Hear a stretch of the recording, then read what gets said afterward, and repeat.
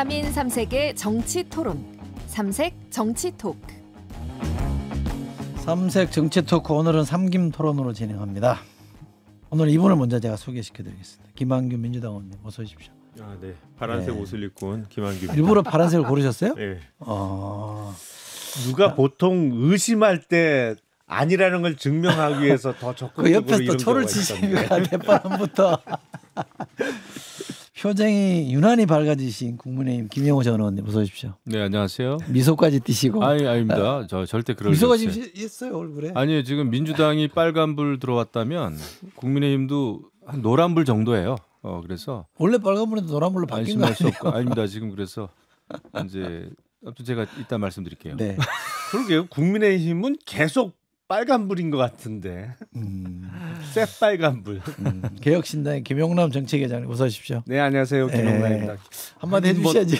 개혁신당도 뭐 그렇게 형편이 좋진 못합니다. 하여튼 개혁신당이 활약이 크십니다. 아 그래요? 예, 이렇게 왜요? 또 주목받고 뭐 이제 이준석 대표도 뭐 하나씩 둘씩 계속 까시던데 참 그 얘기 하기 전에 걱정인데. 이준석 대표 화가 좀 나신 것 같아?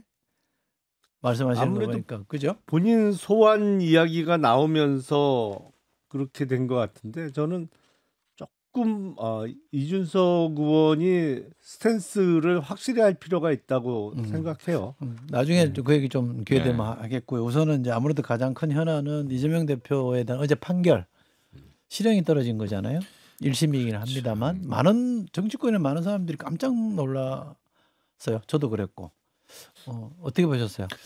그 법원에서 이 판결은 뭐 없는 죄를 이재명 당대표한테 덮어씌운 게 아니잖아요. 여러 가지 그 증거 그다음에 다 이재명 당대표가 기존에 했던 발언이나 취했던 행동을 근거로 판결을 내리지 않았나 생각이 들고 이재명 대표는 뭐 법정과 민심과 역사의 법정은 이제 영원하다 이런 얘기를 했는데 그 제가 볼 때는 민심도 그렇게 딱 이재명 대표 쪽도 아니고요. 그리고 너무 많은 일관성 없는 거짓말을 했었죠. 그래서 그거에 대한 판결이다 생각을 하고 이제 민주당이 굉장히 경랑 속으로 들어가게 됐다. 당장 오늘 내일은 아니겠지만 그런데 이제 이럴 때 긴장해야 되는 거는 사실 국민의힘과 윤석열 정부입니다. 어떻게 보면. 그래서 이제는 근데 한동훈 대표가 방향은 잘 잡았더라고요. 어제도 이 반사 이익에 기대지 않겠다. 네, 그게 맞죠. 그다음에 첫째도 둘째도 민생이다 그랬는데 정말 그래요. 지금 너무나 큰 이런 정치적인 회오리 속에서 결국 중요한 게 민생인데 정치가 너무 그런 거하고 동떨어져 왔어요. 지금. 그래서 이제는 민주당, 국민의힘 그리고 뭐 또 이제 개혁신당 포함해서 개혁 경쟁, 쇄신 경쟁에 이제 돌입을 해야 됩니다. 민생을 기반으로 해서 그렇지 않으면 이거는 뭐 민주당이나 국민의힘의 앞날이 아니라 대한민국의 앞날에 희망이 없어요. 지금 이렇게 가면. 하나만 네. 그냥 뭐 약간 웃자고 하는 질문일 수도 있는데 한동훈 대표가 이재명 대표 선거에 대해서 무척 강조를 했잖아요. 네. 그 전에 우리 현안을 빨리 해결해야 된다 이랬는데 뭔가 판결에 대한 낌새를 채고 그러신 건가요? 저는 알 수 있었다고 보고 알 수 있었다고? 예, 알 수 있었다고 보고 본인이 뭐 그 전공 아닙니까? 아 법적으로? 예, 그리고 판결 전에는 일단 국민의힘이 단합된 모습을 뭐 앞으로도 그렇겠습니다만은 일단 단합을 해서 같은 목소리를 내는 게 중요하겠다. 그 다음에 판결 전에 그 특별감찰관제를 당론으로 채택한 거는 굉장히 잘했다 생각이 듭니다. 그거 쉬운 게 아니었거든요. 그래서 뭔가 좀 그것도 쉬운 게 아니었어요? 쉬운 게 아니죠. 그 얼마나 논란이 그래도 들 법한 일이었어요. 그런데 그것을 전혀 잡음 없이 거의 만장일치로 이렇게 합의를 이끌어낸 것은 나름 성공한 거죠. 알겠습니다. 김용남 의장님 의미심장한 미소를 자꾸 짓고 계신데. 아니, 유죄 판결은 예상을 했고요. 저도 벌금형이 선고되지 않을까 그렇죠. 다들 했는데 그렇게 많이들 보시던데. 선고 형량이 징역 1년에 집행유예 2년 선고된 걸 보고 왜일까? 약간 그 공직선거법상의 허위사실 공표죄와 관련해서는 상대적으로 좀 높은 형량의 이유가 뭘까 생각을 해봤더니 한 두 가지 정도 이유는 있을 것 같더라고요. 첫 번째는 법률적으로는 소위 개전의 정의라고 표현되는 반성했느냐 태도. 왜냐하면 공직선거법은 원래 1심은 6개월 이내에 끝내도록 되어 그렇죠. 있습니다. 네. 대법원 예규에 의해서. 근데 이거 2년 2개월이 넘게 걸렸거든요. 그러니까 이재명 대표가 물론 당대표직을 수행하면서 바쁜 거는 맞겠습니다만 재판을 너무 지연시켰어요. 그러면서 법원에서도 이거 이렇게 해도 되나라는 생각이 들었을 것 같고 또 하나는 이 사건의 배경이에요. 이게 크게 보면 두 가지잖아요. 고 김문기 차장과 관련된 허위사실 공표 부분이 있고 두 번째가 백현동 부지와 관련한 허위사실 공표가 있는데 이 두 가지의 이른바 사실과 다른 이야기를 하게 된 배경이 다 어마어마하거든요. 고 김문기 차장 부분은 이른바 대장동 사건과 직결되는 부분이잖아요. 그리고 백현동 그전에 한국식품연구원이 있던 자리가 떠나가면서 그 부지가 이른바 보전 녹지 등이 섞여 있던 자리가 준주거지역까지 그러니까 부동산을 좀 잘 아시는 분은 금방 이해하시겠습니다만 전 이런 거 전반 처음 봐요. 용도 변경 해주는 거죠. 용도 변경이 몇 단계를 건너뛰었는지 모르겠어요. 그러면서 그 식품연구원 부지에 아파트를 지은 개발업자가 수천억 이상의 개발 이익을 얻게 되는 이 과정에서 국토부의 협박에 의해서 한 거다라는 이른바 좀 핑계를 댔던 건데 그게 사실이 아니다라고 법원이 인정하면서 이게 이 사실과 다른 발언을 했다는 배경이 워낙 어마어마하기 때문에 이런 중형이 선고된 거 아닌가 그렇게 분석을 좀 해봤습니다. 민주당은 뭐 내심 좀 충격이죠, 그죠? 그렇죠. 저도 법조인인데 뭐 이런 상황은 예측을 못했고 재판부에서 나온 설명 자료를 봐도 이게 쉽게 사안 자체가 이해 안 되는 분들이 많더라고요. 그래요? 당내에도. 네. 그러니까 기본적으로 이재명 대표 관련된 형사 사건이 너무 많고 그래서 의원들도 또 당내 인사들도 개별 사건에 대해서 상세한 내용들을 파악하고 있지 못한 경우들이 있기 때문에 아직 판결문이 안 나온 상태에서 재판정에서 판사가 구두로 설명한 내용 또 그거하고 거의 비슷한 재판 설명 자료만 봐서는 지금 이제 판결에 대해서 납득하기 어렵다 뭐 이런 입장이 좀 많은 거고요. 그리고 저희도 당내에서는 이제 어제 이제 재판보다는 이제 25일에 있을 재판에 대한 좀 우려가 더 많았었던 거고 공직선거법으로 집행유예가 나올 거라는 얘기를 하시는 분들은 제가 한 번도 보지를 못해서 우려가 있다 해도 뭐 백현동 용도 변경 관련해서 뭐 100만 원 미만의 벌금이 나올 정도가 아니겠는가 최악의 상황에 이게 이제 다수의 예상이었기 때문에 이제 당내 충격이 좀 많은 것 같은데요. 기본적으로 그런데 이 사건을 보고 일반인들께서 뭐가 잘못인지 정확하게 이해할 수 있을까 이런 문제 제기를 많이 하고 있습니다. 왜냐하면 무슨 뭐 명품백을 받았건 아니면 주가 조작을 했건 이거는 그냥 상식적인 수준으로 봐도 잘못됐다 아니다라고 판단할 수 있는데 이번 사건 같은 경우에는 무슨 경력을 속였다든지 재산이 뭐 많은데 줄였다라든지 이런 사건이 아니기 때문에 이 정도 설마 기술적으로 형식적으로 법 위반이라고 재판부에서 봤더라도 형량을 현직 정치인이 10년 동안 이제 선거에 나설 수 없는 이런 중형이 적절한가? 뭐 그거에 대해서는 많은 분들이 이제 공감을 못 하고 있습니다. 알겠습니다. 제가 김영훈한테 이런 질문 드려보고 싶은데요.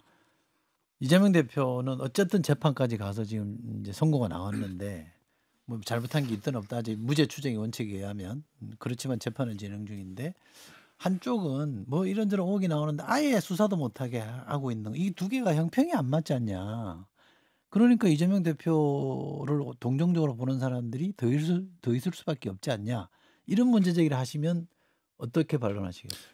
그 나머지 한쪽이라는 거는 뭐 윤석열 대통령 또 그렇죠. 부부 예, 예. 김건희 여사 말씀하시는 것 같은데 그렇죠. 그게 이제 일단 현직이라는 그게 좀 있겠죠. 솔직히 말씀드리면 그다음에 지금 이제 뭐 저도 어제 이제 사실 저도 놀랐는데 저는 뭐 이재명 당대표 판결도 큰 뉴스였지만 이제 또 뭐 개혁신당 이준석 대표가 계속 윤석열 대통령 당선인 시절에 이제 공천 개입한 거 이거 얘기한 것도 저로서는 굉장히 좀 컸어요. 그죠. 그래서 사실 큰 거죠. 예, 네. 그래서 결국 여야가 엄청나게 이제 강경 대치하는 것만 남았구나 이런 생각에 좀 앞이 캄캄하던데 그거는 아마 조금 그 당선인 시절에 공천과 관련된 이런 의혹은 굉장히 그 당장 수사하기는 좀 어려울 겁니다. 이제 현직 대통령이라는 것도 있고 그거는 뭐 현실이니까요. 그 다음에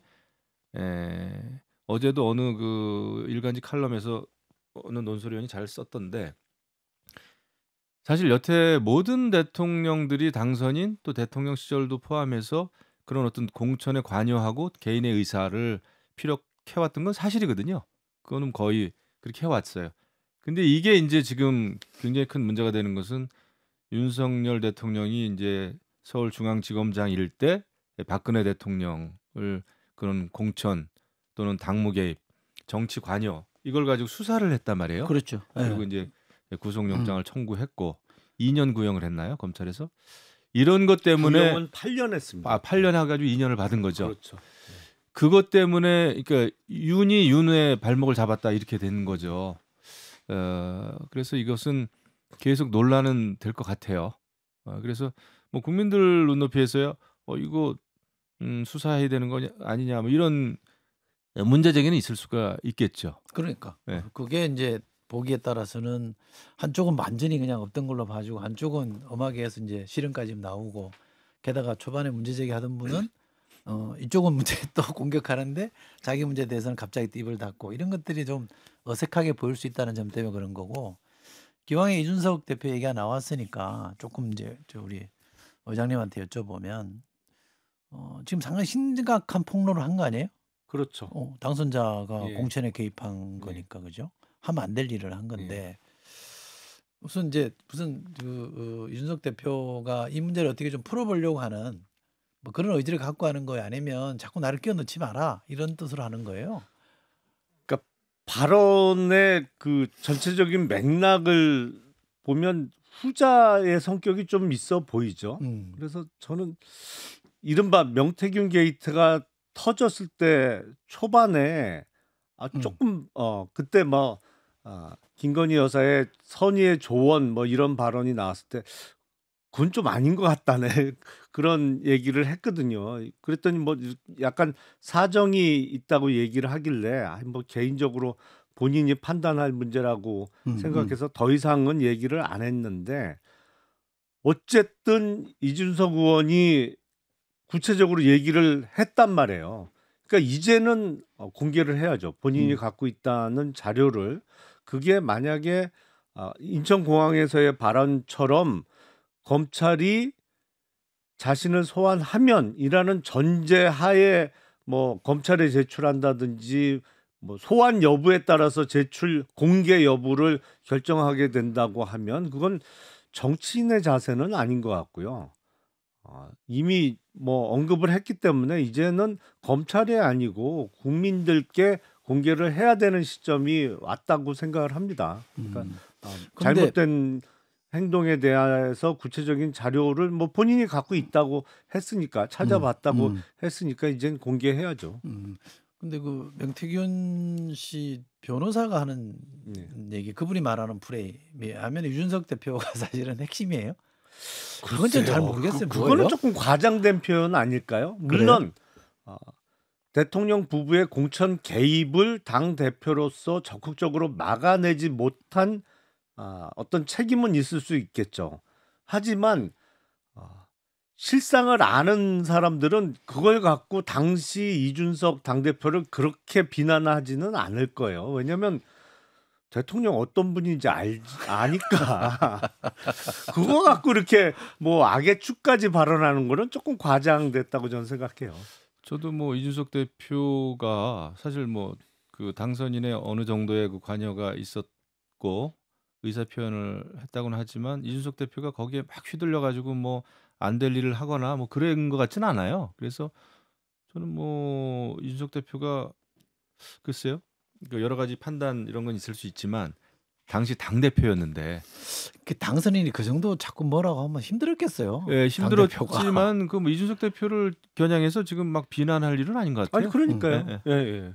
그런데 알겠습니다. 아까 말씀하신 대로 이제 이준석 대표가 이렇게 열을 낸 거는 이제 명태균 씨의 이제 변호인 하고 이제 악연이 좀 있는 거잖아요. 그분이 이제 이준석 대표가 당 대표일 때 네. 이제 징계를 받고 이런 문제가 있어서 사실은 명태균 씨 변호랑 직접 관련이 없는 이준석 대표 얘기들을 막 이제 글쎄, 언론에 네. 공개하고 나서 이준석 대표 입장에서는 이게 혹시 나에 대한 수사로 이어지기 위한 이 분위기 조성 아닌가라는 의심을 가질 것 같아요. 그래서 이준석 대표가 노린 거는 일단 나도 녹취를 한다라는 거를 이제 결국 드러낸 거고요. 왜냐하면 본인이 자료들을 확인해 보니 뭐 참 뭐 황당한 일들이 있더라라고 얘기한 건 뭔가가 있다라는 거고 뭐 일반적으로 얘기하듯이 이준석 대표도 뭐 통화 내용들을 다 녹음한다라는 이제 일간의 의혹을 확인시켜 주는 거고 그리고 대통령이 당선되고 나서 대통령 취임 전까지 얘기만 하고 있어요. 지금.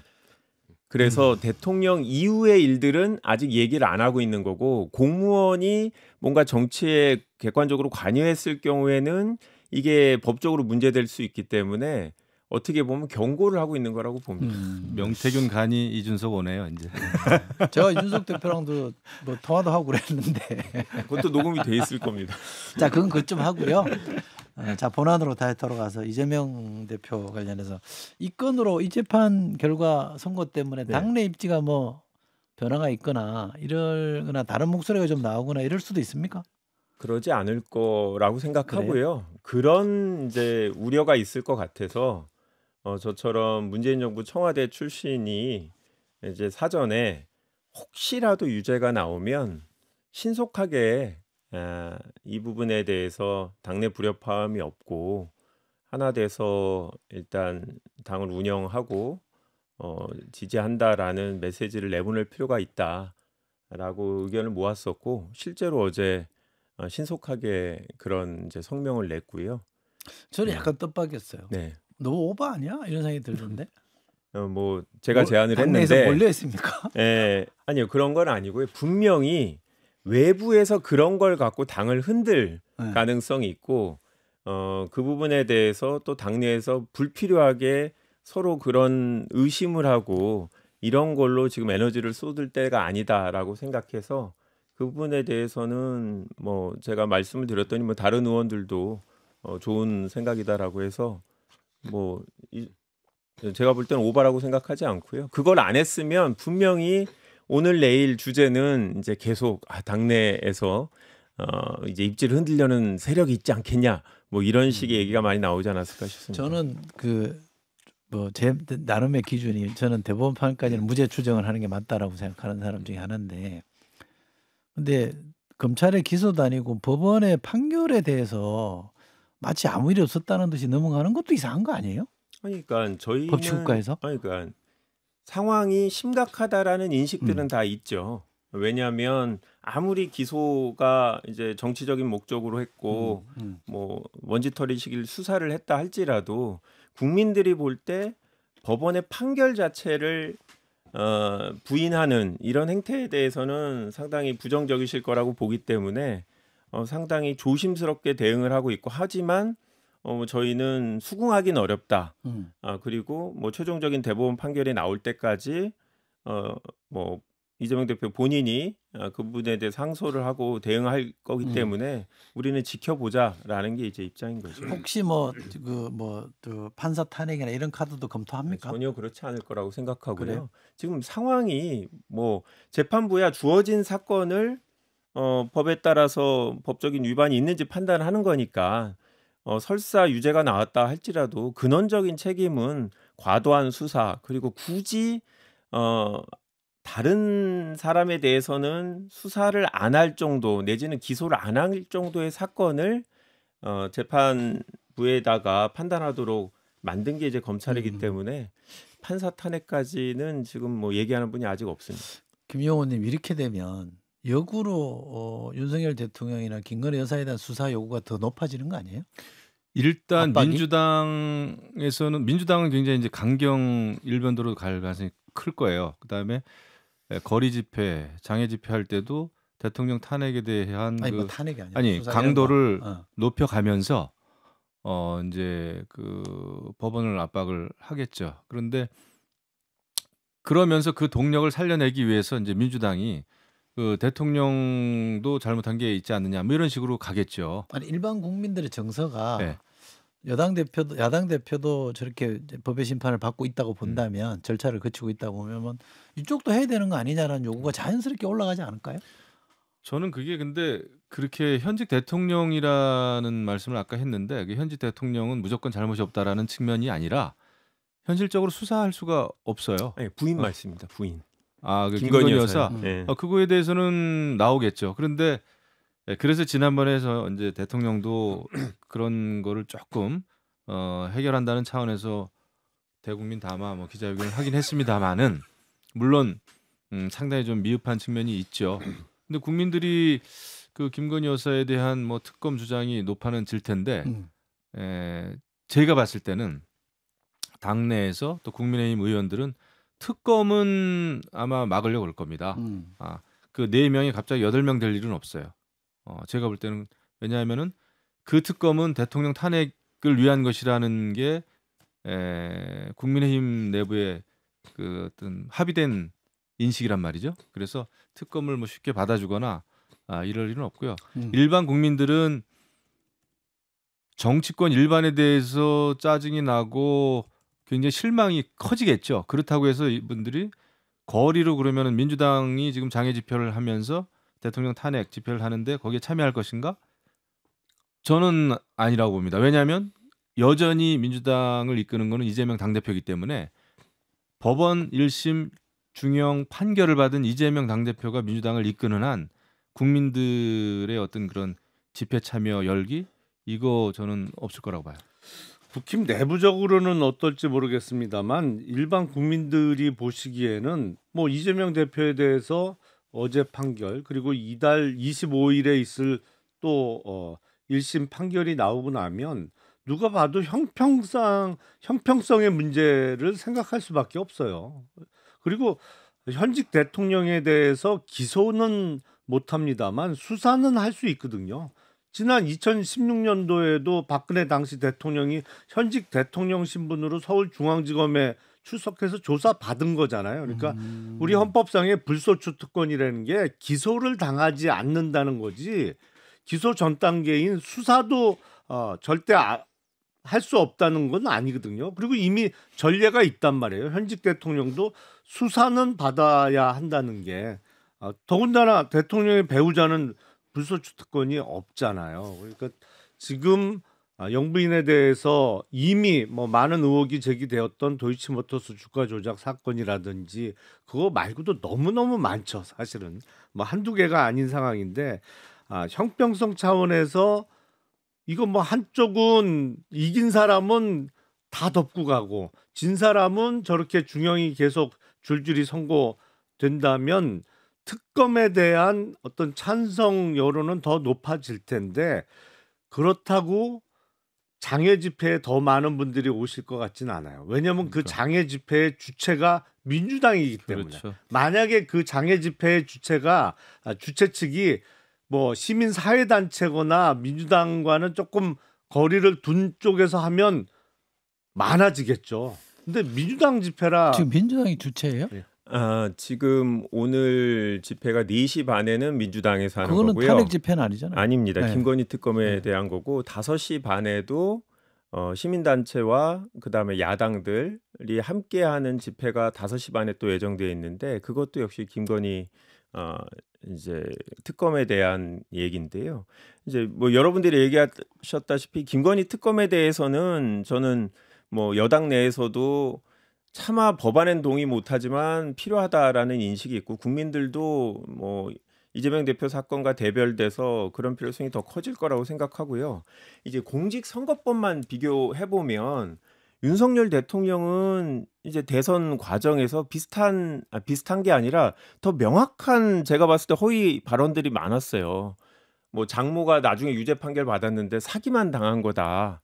이제 김건희 여사 도이치모터스 주가 조작 관련해서도 도이치모터스로 손해만 봤다. 이건 법원에서 일단 김건희 여사가 이익을 봤다라는 게 나왔고 저는 제일 기억나는 게 그 왕자 표시거든요.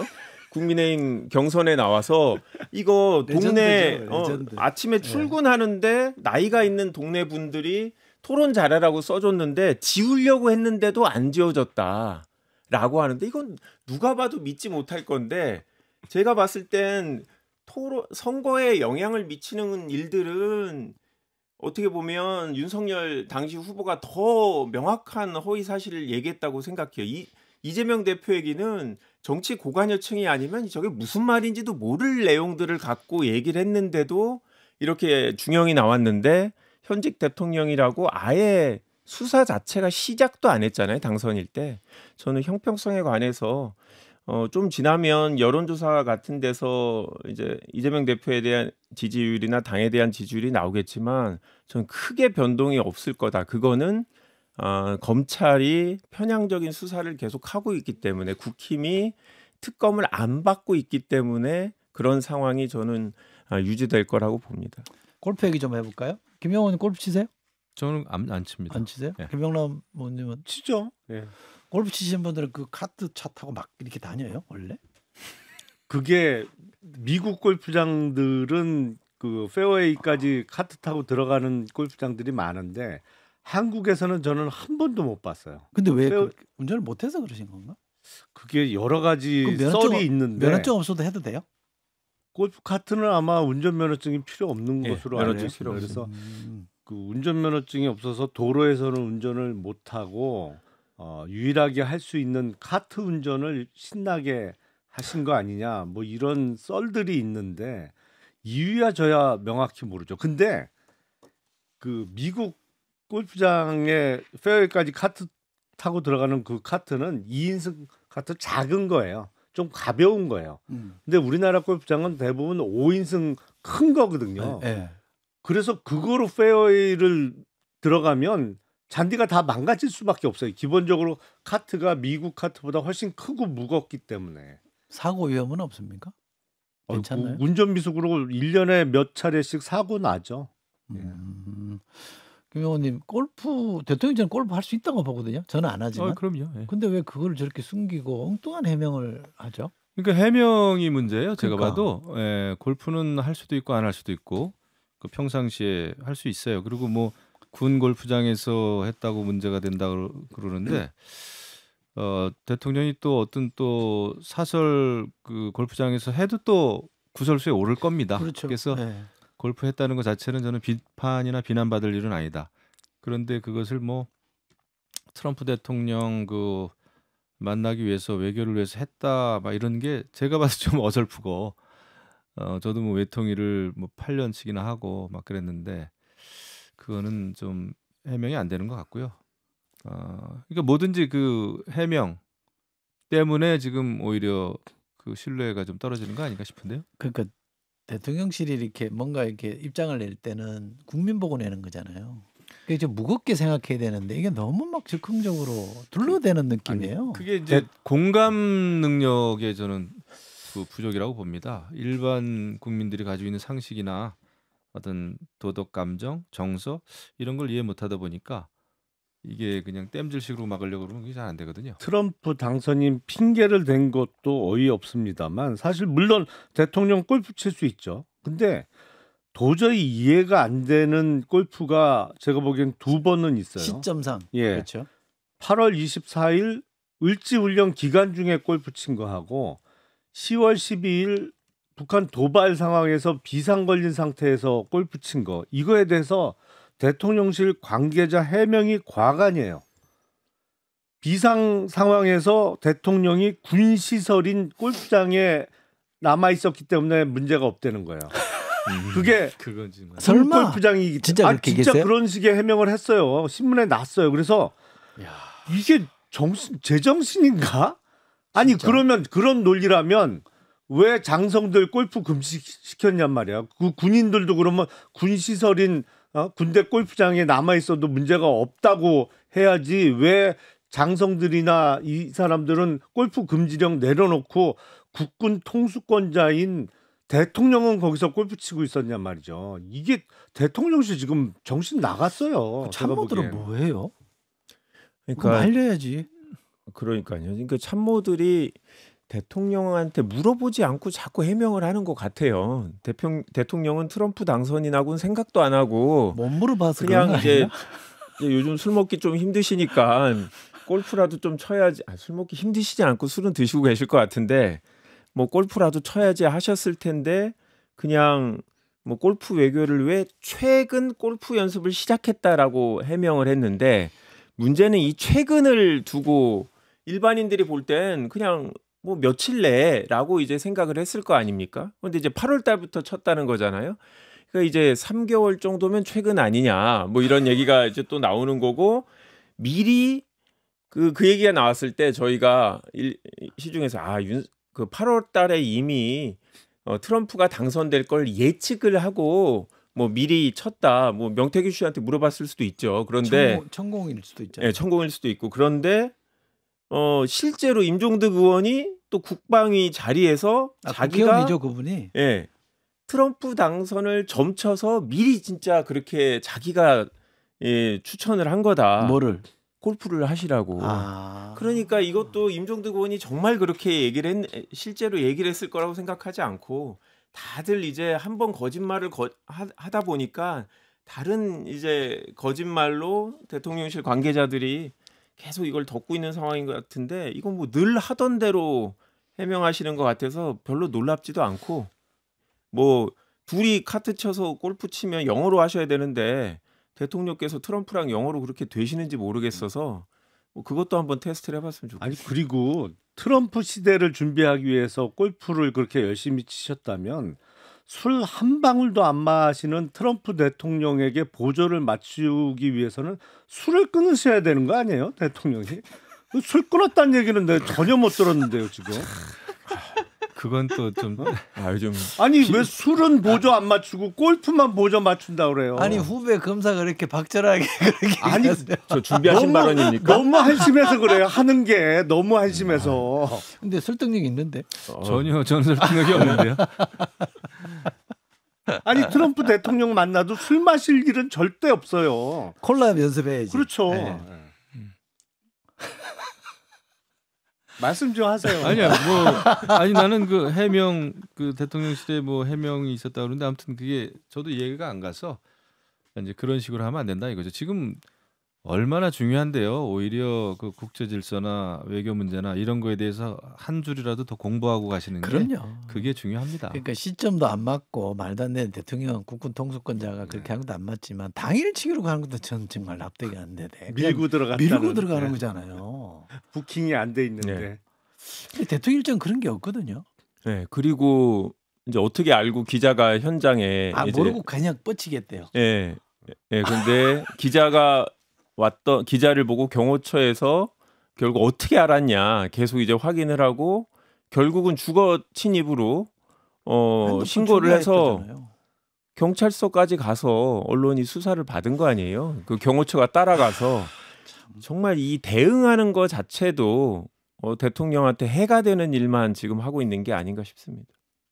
저는 사실 골프 얘기 처음 누가 하길래 한번 대통령도 좀 릴렉스하고 최근에 많이 시달렸으니까 좀 하면 좋겠다 생각했는데 사정을 알고 보니까 그게 아니라서 제가 뭐 말한 게 좀 머쓱해졌어요.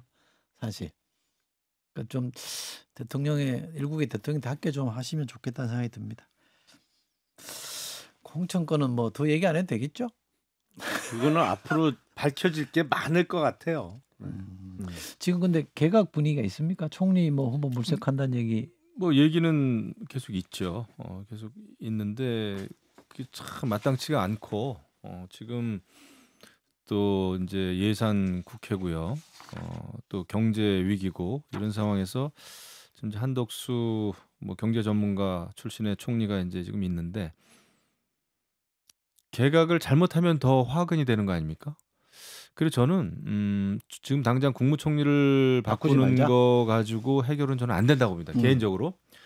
지금 뭐 야권에서는 대통령을 갈아치우자라는 건데 뭐 총리 뭐 바꾼다 그래가지고 총리 잘 바꿨네 얘기 나올까요? 저는 누구를 어떻게 바꾸든지 칭찬 나올 수 없다고 봐요. 차라리 저라면 제가 정말 대통령실에 있다면 그런 얘기를 하겠어요. 대통령께서 지금은 국무총리를 바꾸기 어려운 거를 소상하게 설명을 해야 됩니다. 국민들한테. 이러한 위기 속에서 어렵습니다. 하지만 여태까지 무리를 일으켰거나 제가 미처 내치지 못한 국무위원 누구누구 사표 받고 이번에 교체하겠습니다. 그럴 수 있잖아요. 그렇게 해야 국민들이 대통령에 대해서 이해도 하고 이렇게 하지. 이거 누가 한 명을 바꿀지 몇 명을 바꿀지 개각의 폭을 가지고 국민들의 마음을 달랜다? 저는 불가능하다고 봐요. 제가 보기엔 윤석열 대통령이 일기 내각 꾸리듯이 이기 내각 꾸리는 건 아무 소용없다고 생각해요. 이 정도 상황이면 윤석열 대통령이 좋은 총리 후보를 추천해달라고 야당에게 추천권을 줘야 돼요. 그래서 복수로 좀 추천을 해달라.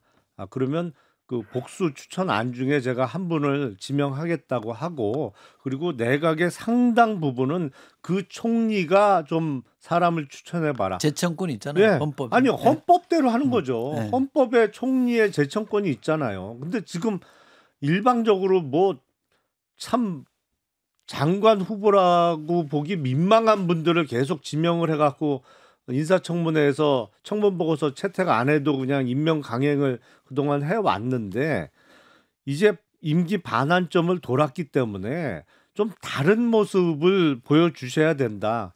근데 가능성은 낮아 보여요. 그렇게 할. 개각하면 1순위가 이제 흔히들 뭐 이상민 행안부 장관을 얘기하는데 그분이 또 비서실장 간다는 소리 있대요. 그렇게 가면 안 되죠. 설은 있죠, 그죠? 예, 네. 뭐 저건데 그러면 뭐 개악이고 저는 그런 식으로 하면 정말 안 하니만 못한. 아니 뭐 쉬운 일부터 하시면 될 것 같아요. 쉬운 일. 대통령실에서 김건희 여사랑 가까운 사람들 문제 제기했고 대국민 담화에서 뭐 바꿀 것처럼 얘기하셨는데 안 바꾸고 계시잖아요. 예산 통과 때문에 장관을 못 바꾼다라는 거는 뭐 저희가 그냥 속아드릴 수 있는데 쉬운 뭐 행정관들 이런 사람들 바꾸는 거 뭐 대통령이 맘만 먹으면 당일에도 할 수 있는 일인데 전혀 안 하고 나서 무슨 국무총리를 바꿔서 해결하려는지 모르겠고 저는 뭐 국무총리를 바꿀 수가 없는 상황이라고 봅니다. 국회 인준을 거쳐야 되는데 저희 입장에서는 최소한 김건희 특검법 이 부분에 대해서 찬성을 하면 고려해 볼 수 있겠는데 전혀 안 하시잖아요. 그다음에 저희 당에다가 2명 추천하는 거요.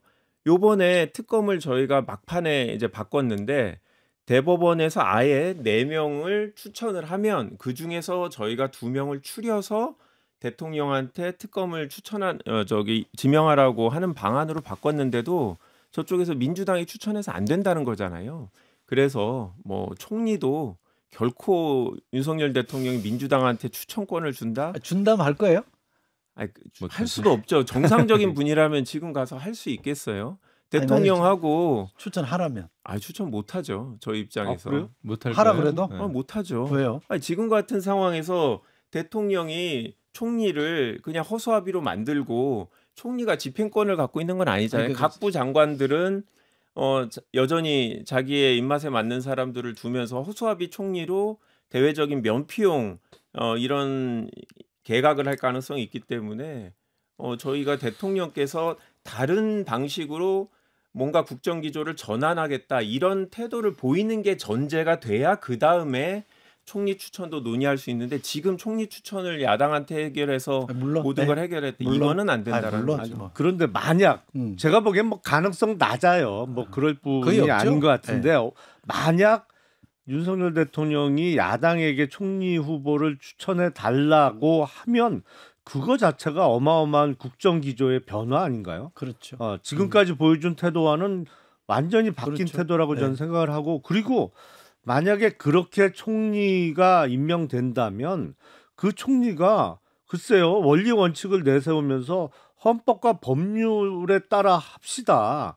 아니 우리 헌법에 보면 분명히 국무총리가 각부 장관을 제청하게 임명을 제청할 수 하도록 되어 있고 그 총리의 제청을 받아서 대통령이 임명하는 절차로 되어 있는데 총리가 정말로 제청권을 행사한다 그러면 그걸 어떻게 소위 뭉갤 수 있겠어요? 아니 대통령 뭉개죠. 왜냐하면 방통위원, 방심위원 2명 이런 사람들 국회가 의결로 추천을 했는데도 뭉개시잖아요. 그리고 제청을 해봤자 내가 마음에 안 들어 빠꾸 그러면 또 다른 사람 결국은 원하는 사람을 제청할 때까지 권한을 행사할 스타일이기 때문에 저는 뭐 대통령을 믿지를 못하겠습니다. 그리고 그거는 불가능해요. 그 야당에게 총리 제안한다는 거는 뭐 과거에도 뭐 노무현 대통령인가요? 뭐 연정 그러니까 그런 거는 성공해 본 적이 없고 그거는 정권 초기에 정말 대한민국을 잘해보겠다 해가지고 처음부터 하면 모를까 이게 밀려서 하는 총리 그 제안 이거는 알겠습니다. 국민의힘도 자중질환 일어나죠. 그렇게 되면. 일단 국힘이 생각이 없군요. 그게. 아니 저 박지원 의원이 요번에 이제 예결위 질문에서 한덕수 총리한테 나 좀 추천해라 뭐 이런 얘기를 하셨거든요. 그러니까 그런 분이 그렇게 농담조로 할 수 있겠지만. 예, 한덕수 총리가 생각해 보겠다고 했습니다. 알겠습니다. 당원 게시판 이건 뭡니까? 국민의힘 당원 게시판 놀래고 짧게 얘기하고 끝낼게요. 저는 제대로 읽어보진 않았는데 그냥 뭐 누군가 그냥 그렇게 사칭한 거예요. 예, 사칭한 것 같아요. 뭐 한동훈 대표가 그런 건 아니고. 근데 그 이름하고 다 그거 해야 등록되는 거 아니에요? 그거는 뭐 익명으로 돼요? 당원 안 게시판 되죠. 익명으로 가입 안 됩니다. 그러니까 누군지는 알 수 있는 거죠. 실명 인증해야 돼요. 그리고 그러니까. 당은 충분히 쉽게 알 수 있어요.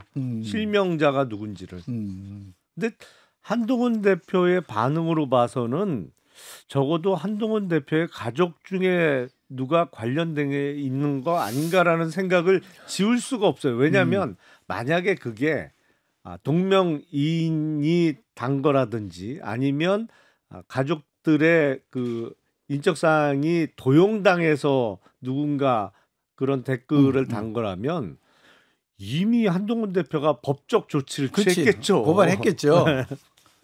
그분 스타일로 보면 국민의힘 당원 게시판은 당원이어야지만 가입할 수 있고 실명이 확인된 사람만 글을 쓸 수 있고 작년 올 9월부터는 하루에 세 번만 글을 쓸 수 있게 바꿨거든요. 그런데 7월부터 11월 사이에 한동훈 대표의 부인이 100개, 그다음에 장인이 134개, 그다음 장모가 367개, 그다음 모친이 155개 글을 썼어요. 그리고 그 전에는 장모가 계속 쓰다가 킹당해서 뚫렸네. 예.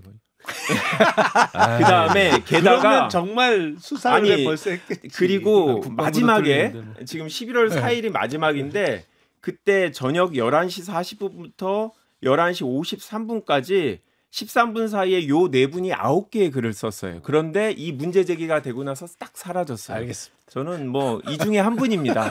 누군지 국민들은 짐작을 하실 텐데. 알겠습니다. 자, 오늘 삼색 토론은 삼김 토론을 진행했고요. 김영우 전 의원, 김한교 의원, 김용남 정책위의장 세 분 함께했습니다. 고맙습니다. 네, 감사합니다.